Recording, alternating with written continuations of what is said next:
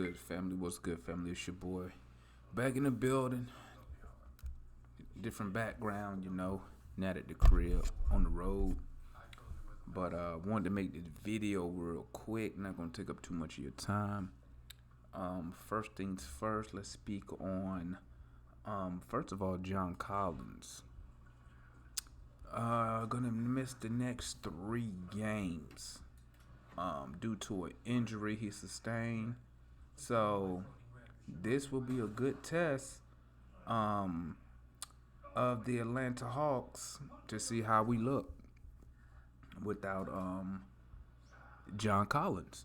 So all y'all John Collins haters, we about to see.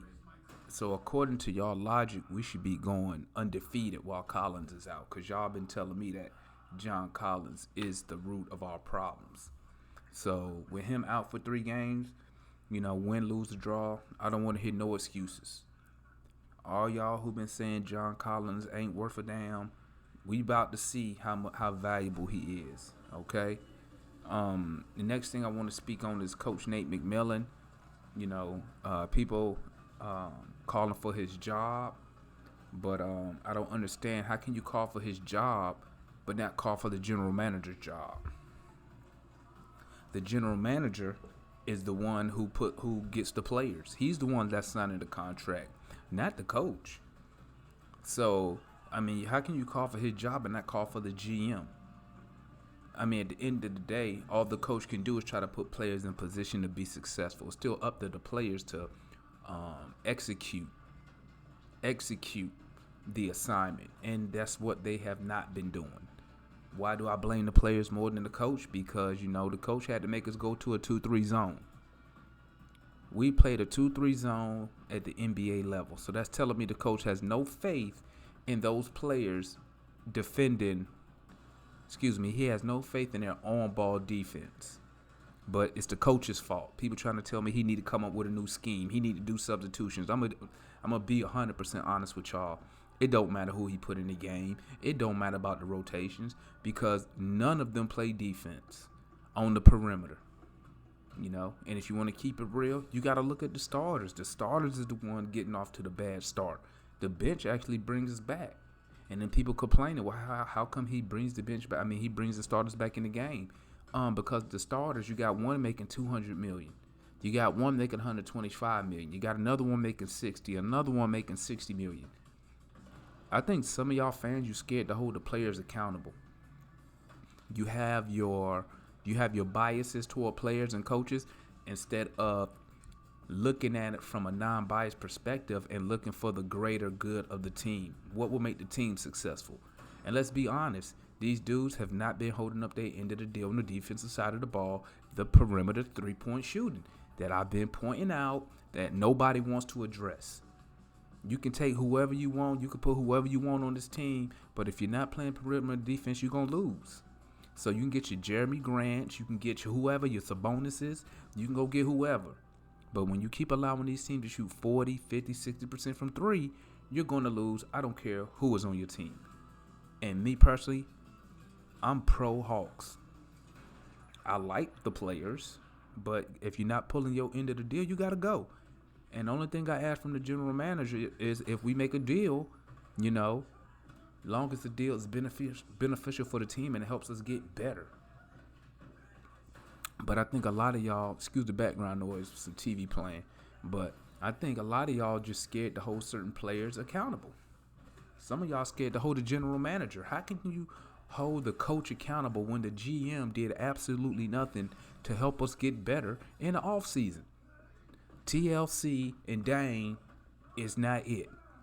But it's like y'all scared to put any weight on the general manager. Probably because some of y'all ain't been around long enough. And y'all think Travis the best thing ever. Travis has done some good things, but he is not beyond criticism. He gets some of this heat too. But I know some of y'all scared to put that heat on everybody, because you don't want to talk bad about your favorite player. When all of them out there looking like crap, the whole starting unit was minus double digits on the plus minus. But nobody, y'all scared to call people out. You're scared. I'm telling you how it is. They all look bad last night. From the general manager on down to the last man on the bench was terrible last night. Terrible. And for Travis didn't make a deal at the deadline. I mean, I can't fault him for that. If he didn't get nothing that he wanted, don't make the deal. I don't knock him on that. It's going to be hard for us to compete in the buyout market because we're under 500. We're not a competing team. We're not contending for a championship. So why would a veteran want to come here when he can go to the Lakers? Well, not the Lakers because they ain't doing shit. Milwaukee, Denver, the Bulls, Miami, teams that's in the top 4 of their division where they got a legit shot at competing for a championship. So, I mean, unless he can find something in the G League or overseas, guys are like, we going to war with what we have. Now we don't have John Collins. So I don't want to hear nothing about these next 3 games if we lose them. I don't want to hear nothing. Because y'all said Collins not a number 2. Well, here we go. We about to see how we look without him. So just be prepared. Okay? Be prepared. All I just want the Hawks to play hard. Play hard. Because that's all you can ask for them. Play hard. They didn't play hard last night. They played like a bunch of hoes last night. But now y'all got y'all wish. No Collins for 3 days.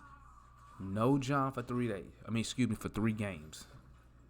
So we about to see where this team stand without Collins. I don't want to hear no excuses. None. Got it? So, and, you calling for a Coach Nate McMillan job. It's outrageous. He hasn't even been the coach for a year. So how the hell you gonna blame him? You know what? Have you ever thought about that? Maybe maybe our players are just not that good. All of them. Maybe they're not as good as we thought they was. Because guess what, guys? If we don't make that run to the conference finals last year, none of y'all will be saying nothing about nobody's job, no nothing. What happened is, we played above our heads in the playoffs, and y'all had expectations because contract was signed. You're telling me John not a number 2. Okay, well, it's Trey a number 1 because he didn't show up last night. Nobody's mentioned nothing. Well, I know one person who did, but I don't hear nobody saying how Trey turns the ball over last night. Nobody said nothing about that. I know y'all not used to having a superstar, but they're not above criticism. But nobody said nothing about how come he came in the game, we was down 4, and he turned the ball over 3 times and took 3 fucking bad shots. No one speaks on that. You scared? What is it? But from my point of view, like I said at the post-game show, they all were terrible. Every last player, excuse me, besides Okongwu and besides Gallinari, who was out there playing hard, they was terrible out there last night on the defense. And I'm speaking on the defensive side of the ball, not the offensive side, because when you score 121 points in the NBA, you're supposed to win. You're supposed to win. But on the defensive side, they was terrible. So we know what the problem is. The problem is we don't have perimeter defending. Who's responsible? The coach is responsible for coming up with the scheme. Who's responsible for getting the coach the correct players? He needs to run the scheme, the general manager. But y'all don't want to blame Travis for nothing. Y'all scared. But I blame him. He did absolutely nothing to make us better in the offseason.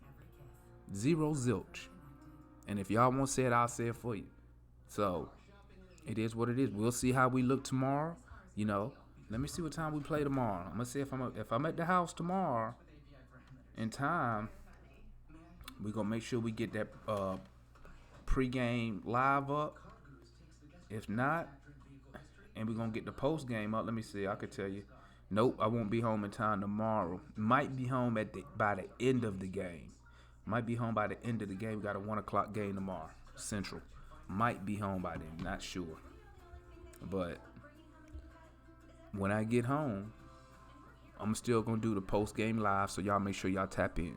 So it's your boy, MI4K20, and I'm out. Y'all stay up. Hawks up. I ain't bring a Hawks hat, but guess what? I got the Hawks shirt. Y'all stay up. I'm out. Peace.